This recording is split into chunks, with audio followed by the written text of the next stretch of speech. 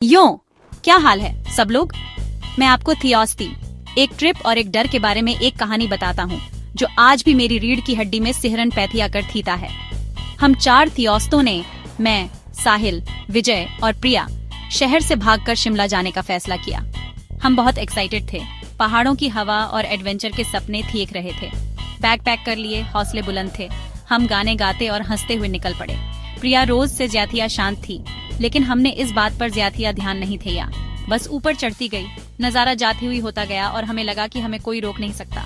हमने ट्रैकिंग, खाने और मस्ती की प्लानिंग की। कुछ भी गलत नहीं हो सकता था, लेकिन जिंदगी के कुछ और ही प्लान थे।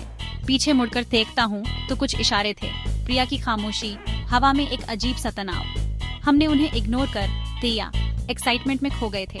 हमें लगा कि हम एक परफेक्ट छुट्टी पर जा रहे हैं, लेकिन कुछ जगहों पर पहाड़ों में गहरे राजतेबे होते हैं और हम उन्हें खो देने वाले थे। कुछ घंटों बाद प्रिया एक बुरे सपने से जाग गई। बस में अकेली थी। एक ऐसी मौजूदगी उसका पीछा कर रही थी जिसे वह देख नहीं सकती थी। हमने इसे मजाक में उड़ा दिया, लेकिन वह सहमी हुई थी।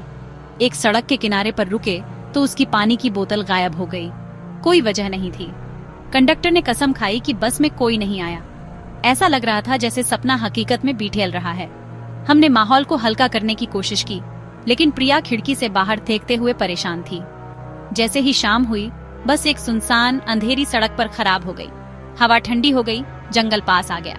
प्रिया फुसफुसाई, ये बिल्कुल मेरे सपने जैसा है। हमने शांत रहने की कोशिश की, लेकिन डर अंदर घुस गया। ऐसा लगा जैसे हम अकेले नहीं थे। एक लोकल जीप आखिरकार हमें हमारी होटल तक ले गई, जो एक सुनसान पहाड़ी पर थी। ड्राइवर ने हमें चेतावनी दी, सावधान रहना, इन पहाड़ियों के अपने किस्से हैं। हम अंधेरे रास्ते पर चढ़ने लगे, घबराए हुए थे। अचानक साहिल ने इशारा किया। पहाड़ी की चोटी पर एक टेढ़े पेड़ के नीचे एक सफेद कपड़े वाली औरत खड़ी थी। उसका चेहरा छिपा हुआ था। वह हमें देख रही थी, बिना हिले डुले।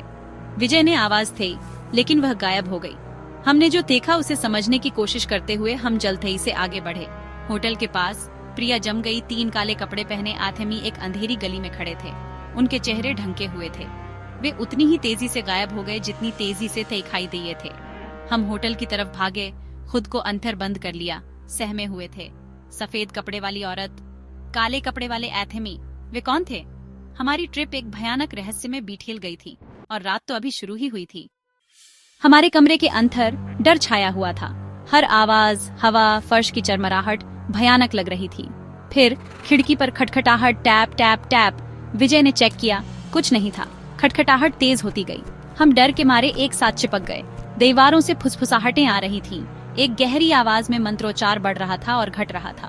मैंने कसम खाई कि सफेद कपड़े वाली औरत मेरा नाम पुकार रही थी। कमरा और ठंडा होता गया। हवा भारी हो गई। अचानक दरवाजे के नीचे एक परछाई दिखाई दी। कोई या कुछ ठीक बाहर था। फिर सन्नाटा। खटखटाहट और फुसफुसाहटें रुक गईं, लेकिन सन्नाटा और बुरा था। एक तनावपूर्ण इंतजार करने वाला सन्नाटा। हमने हिलने की हिम्मत नहीं की। रात अंतहीन लग रही थी। एक चीख ने सन्नाटे को तोड़ दिया। अगले कमरे से शुथेक्त आतंक की आवाज। मुझे लगा जैसे औरत हमें बुला रही है। हम साहिल और विजय के कमरे में भागे। खिड़की टूटी हुई थी, कमरा खाली था। वे गायब थे, कोई निशान नहीं। हम मैनेजर के पास भागे। मैठीद के लिए बेताब थे। उसने बस अपना सिर हिलाया। यह पहाड़ी शापित है। औरत ने अपने बेटों को यहीं खोया था। अब वह उन्हें ढूंढ रही है, और कभी कभी वह त्यूसरों को ले जाती है। पुलिस ने तलाशी ली, कुछ नहीं मिला। साहिल और विजय बिना किसी निशान के गायब हो गए थे। प्रिया और मैं शिमला से वापस आए, डरे हुए और टूटे हुए थे। हमने अपने थियोस्त उन पहाड़ियों के अंधेरे में खो दिए। वे कभी नहीं मिले। कभी कभी देर रात में मुझे अभी भी फुसफुसाहटें सुनाई थीती हैं, और मुझे लगता है कि क्या वे अभी भी वहीं हैं, शिमला की उन भुतहा पहाड़ियों में खोए हुए।